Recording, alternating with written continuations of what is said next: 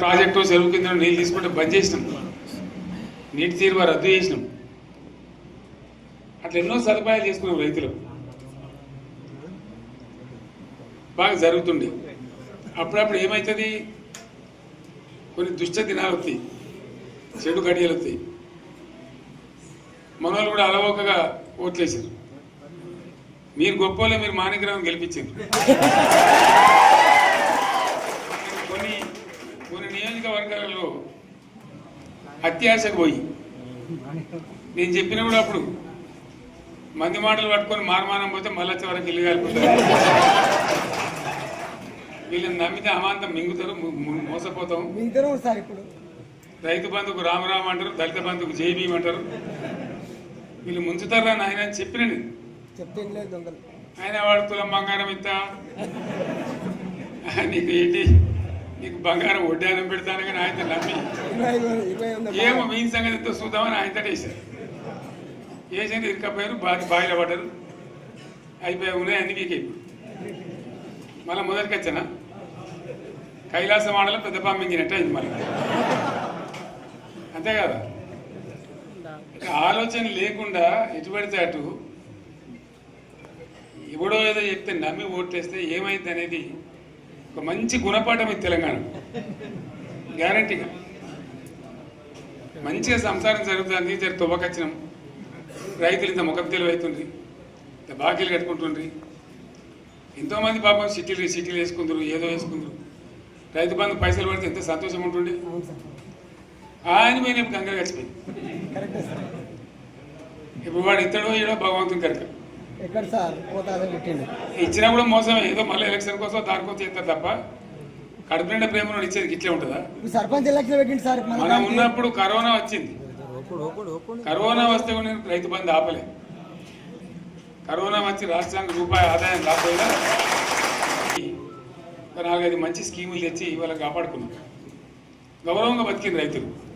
బీమా వచ్చినండి, రైతు బీమా పెడితే ఎంతమందికి సాయం జరిగింది. గుంట భూమి ఉన్న కూడా మంచిగా సాయం జరిగింది. చిన్న రైతు కూడా సాయం జరిగింది. అట్లా అందరికి మనం గొర్రెల కాపలకు గొర్రెలు వేయడం కానీ, చేప పిల్లలు కానీ, అనేక రకాల అన్ని వర్గాల ప్రజలను ఎట్లా ఆదుకోవాలని అట్లా ఆదుకున్నాం. మా తెలంగాణ కదా మేము తెచ్చుకున్నాం కష్టపడి. మా వాళ్ళందరి పైకి రావాలి. కాంగ్రెస్ గవర్నర్ కూడా ముస్లింలో ఓట్లేసుకున్న తప్ప ముస్లింలకు మనం చేసిందా? ఇమాం మౌజాన్లకు మన జీతం ఇచ్చిందా? మనం వచ్చినాకనే ఫస్ట్ టైం వాళ్ళని గుర్తించి వాళ్ళని గౌరవించుకున్నాం. ముస్లిం మైనార్టీ పిల్లలకు, మన గిరిజన పిల్లలకు, మన ఎస్సీ పిల్లలకు, మన బీసీ పిల్లలకు ఎంత మంచి రెసిడెన్షియల్ స్కూల్ పెట్టుకున్నాం. అందరినీ కూడా ముందు తీసుకుపోవాలి. ఇవాళ మన కళ్ళ ముందు నాకు బాధ కలిగేది ఏంటంటే, చిన్న వర్గాల ప్రజలు కాన్వెంట్ స్కూళ్ళలో చదివించలేరు, వాళ్ళ పిల్లలు కూడా బాగా చదవాలని చెప్పి ఎస్సీలకు, బీసీ, మన మైనార్టీ సోదరులకు గురుకుల పాఠశాలలు పెట్టాం. అద్భుతమైన చదువుకునే వాళ్ళు. ఇవాళ మొత్తం రోజు బడి పిల్లలు విషాహారము, కడుపు నొచ్చుడు, బాధపడు, పురుగులు అన్నం పెట్టుడు. పిల్లలు వెళ్ళిపోతున్నారు, ఆ స్కూళ్ళ నుంచి ఇళ్ళకి వెళ్ళిపోతున్నారు. తల్లిదండ్రులు కూడా భయపడి తీసుకుపోతున్నారు. ఏం ఘోరం ఇది నాకు అర్థం కాదు. మళ్ళీ ఇది చేసిన కూడా ఇప్పుడు మళ్ళీ అదే కాంగ్రెస్ పార్టీ. అంతేనా? మళ్ళీ పాత కాంగ్రెస్ మోపోయింది, మళ్ళీ కరెంట్ కోతలు మోపోయినాయి. వెనకాలం ఇంకేం గతి అవుతుందో మార్చి చెప్పి ఏమవుతుందో. ఇంకా కరెంటు కోతలు మోపోయినాయి, మంచినీళ్ళు సరికొత్తలు, అడిగే నాతులు లేడు. ఎవడన్నా గట్టిగా నిలదీసినడితే వాడిని పోలీసు నిలబట్టేయడం. ఇదేనా రాజ్యం? ఇట్లా ఉండదా రాజ్యం? ఎందుకు వచ్చింది ఈ పరిస్థితి చెప్తా. నాకేం గుర్తులేదు. నేనేమంటున్నానంటే, ఇట్లా అనేక పనులు చేసుకున్నాం. మనం గోదావరి నుంచి నీళ్ళు తెచ్చుకున్నాం. నీళ్ళు తెచ్చుకొని మంచినీళ్ళ తర్వాత సాగునీళ్ళు ఎంబడబడ్డారు. మెదక్లో యువతల ప్రాంతం అంతా కొంత అందినే నీళ్ళు, పాత మెదక్ జిల్లాలో. మీదికి మిగిలిపోయినాయి మన 2 తాలూకాలు, నారాయణఖేడ్, జైరాబాద్. వాళ్ళకి నీళ్ళు రావాలి. ఎట్లా రావాలి? గోదావరి నీళ్ళు సింగూరు ఒక టైంలో నిండుతుంది, ఒక టైంలో నిండదు. మరి నిండినప్పుడు ఎట్లా గోదావరి నీళ్ళే దిక్కు. సింగూరు నుంచి లిఫ్ట్ చేసి సంగమేశ్వర బసవేశ్వర అని 2 లిఫ్ట్లు పెట్టుకున్నాం.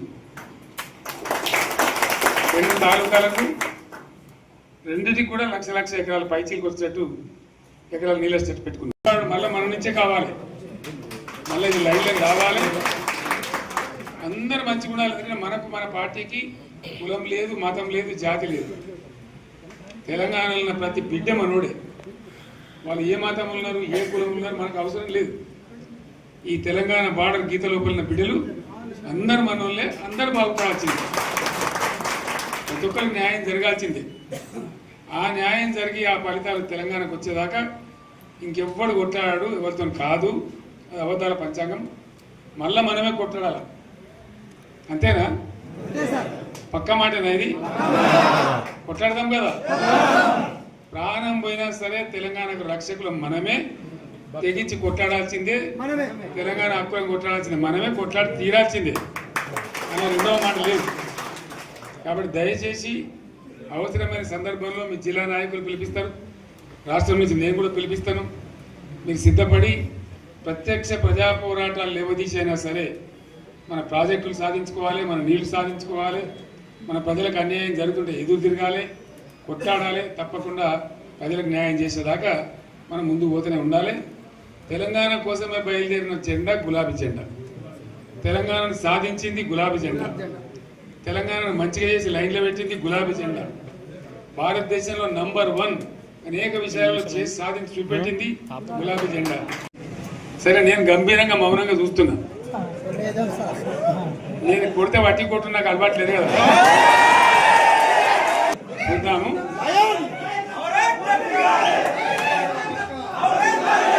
4 రోజులు కానీ అన్నట్టుగా నేను చూస్తా ఉన్నా. కానీ మనోళ్ళందరూ కూడా ప్రతిపాదిస్తున్నారు ఏంటంటే, 1 సంవత్సరం జరిగిపోయింది, సంగమేశ్వర ఆన్నే పన్నది, బసవేశ్వర ఆన్నే పన్నది, పాలమూరు ఉత్పత్తుల పథకం ఆన్నే పన్నది, కాళేశ్వరం అట్లా ఎండబెడుతున్నారు. ఇవన్నీ అన్యాయాలనే. కాబట్టి ఫిబ్రవరి నెలాఖరులో ఒక పెద్ద బహిరంగ సభ పెట్టాలి, మీరు కథ చూడాలి అనేది జరుగుతూ ఉంది. కాబట్టి మీరు కూడా పెద్ద ఎత్తున దయచేసి ఆ సభకు కదిలి రావాలి, కథ దూరమే ఉండదు. ఆ రకంగా తెలంగాణ శక్తి ఏందో మరొకసారి చూపించి వీళ్ళ మెడలు వంచి ఇప్పుడు సాధించాలి. భవిష్యత్తు కోసం కూడా కొట్టాడకు మనం సిద్ధంగా ఉండాలని తెలియజేసుకుంటూ, పరమేశ్వర్ గారికి అంతటి లోకమంత్రం ఇది. ₹1 కోటి భూమి ఇప్పుడు 50 లక్షల కరెక్ట్.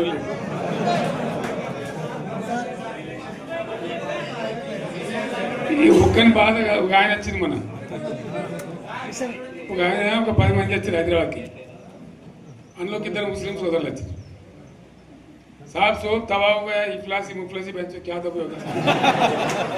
तुम्हारा क्या हुआ बहन, तुम्हारा क्या हो, तुम हैदराबाद में तुम लोग हैं। मेरा कारोबार है साहब, मेरा छोटा मोटा कारोबार है, होटल भी है, 70% गिर गया है। हर कोई पूछ रहे, हर कोई केसीआर को याद कर रहे सामान వాళ్ళు మాట్లాడుతున్నారు.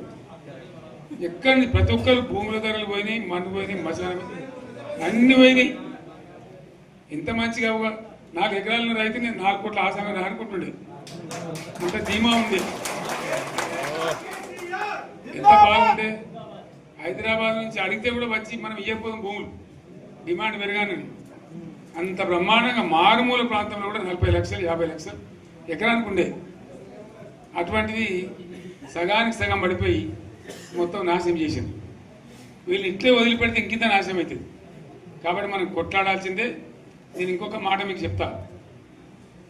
ఎలక్షన్లలో నేను మస్తుగా చూసిన 50 ఏళ్లలో పార్టీలు గెలితే ఓడితాయి. ఇంత మాయలు ఏడాది లోపలనే కాంగ్రెస్ పార్టీ దొరికితే కొడతాం రాని అంత గొప్పగా ఏడాది. ఇంకా వాళ్ళ బొంద తెలివికి నిన్న వారి పార్టీడే మంది పెట్టలు అదేందో పోలింగ్ పెట్టిన వాడు చూసిరా మీరు? ఆ పోలింగ్ పెడితే 70% మనకు వచ్చింది, 30% మనకి. వాడు పెట్టింది మనం పెట్టింది కాదు. 75 ఇది పరిస్థితి. అదే నేను ఏమంటున్నా అంటే ఫామ్ హౌస్ అంటే ఈడ ఏముంటుంది, వారి ఉంటుంది, మక్కు ఉంటుంది, అల్లం ఉంటుంది. కాంగ్రెస్ వాళ్ళు అయితే మనిషి చేస్తే పారబడి తవ్వచ్చు కూడా సంగత. దీన్ని ఫామ్ హౌస్ అని మనం బదనాం చేసి అంతే కదా. నేను ఏమంటున్నా అంటే అన్ని మబ్బులు వీడిపోయినట్టు ప్రజలకు అన్నీ తెలిసిపోతున్నాయి. మంచి ఏంది, చెడ్డ ఏంది, ఏం జరిగింది అన్నీ ఇంకా ఘోరమైతుందని చెప్తున్నా. వీళ్ళ తెలివితక్కువతనానికి ఏమైంది, నిన్న మొన్న రిపోర్ట్ వచ్చింది. Comptroller and auditor general of India అని కాగ్ అంటారు దాన్ని. కాగ్ రిపోర్ట్ వచ్చింది. పోయిన సంవత్సరం మన గవర్నమెంట్లో వచ్చిన ఆదాయం కంటే 13,000 కోట్ల రూపాయల ఆదాయం తగ్గిపోయింది. ఇంకా మార్చి పోయే వరకల్లా ఇంకో 3-4 కోట్లు అవుతుంది. అంటే 15,000 కోట్ల ఆదాయం పోతుంది. మన గవర్నమెంట్ ఉన్నప్పుడు ప్రతి ఏడాది 15,000 కోట్లు పెంచుకుంటూ పోయింది, చెప్పి చేసుకుంటూ పోయింది. ఏడాది 10 నుంచి 15,000 కోట్ల ఆదాయం పెరిగేది మన టైంలో. అంత జాగ్రత్తగా మనం వ్యవహారం చేస్తాం. ఇలా ఉల్టా 15,000 కోట్లు పడిపోయింది. ఇంకా వాడేమిస్తాడుగా, ఇంకో ఇస్తారా? ఇంకో 4-5 నెలలు అయితే జీతాలే కష్టమైంది ఉంటుంది. అందరు పెండింగ్ పెట్టి రిటైర్ అయిన దొరుకుతలు పైసలు మీరు చూస్తారు కదా పేపర్లలో. సో ఆ విధంగా రాష్ట్ర ఆర్థిక పరిస్థితిని కూడా దివాలా తీయించారు. వాళ్ళతోనేం కాదు, 100కు 100% ఇప్పటికే ప్రజల నిర్ణయానికి వచ్చారు. డెఫినెట్గా రాబోయే గవర్నమెంట్ మనదే అని అనుమానం కూడా అవసరం లేదు. కాబట్టి దయచేసి నేను మీ అందరిని కోరేది, మీకు మంచి ఎమ్మెల్యే ఉన్నాడు మాణిక్రావు గారు, ఆయన నాయకత్వంలో మంచిగా పనిచేసి మంచిగా ముందుకు పోయి చాలా చక్కగా మంచి ఫలితాలు భవిష్యత్తులో సాధించాలి. పరమేశ్వర్ పాటిల్ గారికి, వారు వెంట వచ్చిన మిత్రులకు నేను ప్రత్యేకంగా ధన్యవాదాలు చెప్తా ఉన్నాను. ఇటువంటి కార్యకర్తలు, ఇటువంటి నాయకులే పార్టీకి పట్టుబొమ్మలు, తెలంగాణ జాతి రత్నాలు. తెలంగాణకు ప్రమాదం వచ్చిందన్నప్పుడల్లా ఇటువంటి బిడ్డలే ఎక్కడో లేచి నిలబడి వాళ్ళ మా తెలంగాణని ఆ సోయి చూపెడతా ఉన్నారు. మీరు నడిచిన 140 కిలోమీటర్ల పాదయాత్ర వృధా పోదు. ప్రజలందరూ మిమ్మల్ని చూసారు. దాంట్లో తోపంట కూడా మీతో ఎంతోమంది మాట్లాడింది, అడిగింది మిమ్మల్ని ఎందుకు పాదయాత్ర ఎత్తున్నాయి. మీరు కూడా అందరికి చెప్పారు, అంతే కదా. మీకు కూడా అర్థమైంది ప్రజలు ఎంత వ్యతిరేకం ఉన్నదని. సో ఆ రకంగా మీ పాదయాత్ర వృధా పోదు, మీ కష్టం వృధా పోదు. తప్పకుండా రాబోయే రోజుల్లో విజయం మనదే. అయితే మన విజయం మన కోసం కాదు, అది తెలంగాణ విజయం కావాలి, తెలంగాణ ప్రజల విజయం కావాలి, తెలంగాణ రైతుల విజయం కావాలి అని మనవి చేస్తూ మరొకసారి పరమేశ్వర్ను వారి బృందాన్ని అభినందిస్తూ వస్తున్నట్టు మనకి లైన్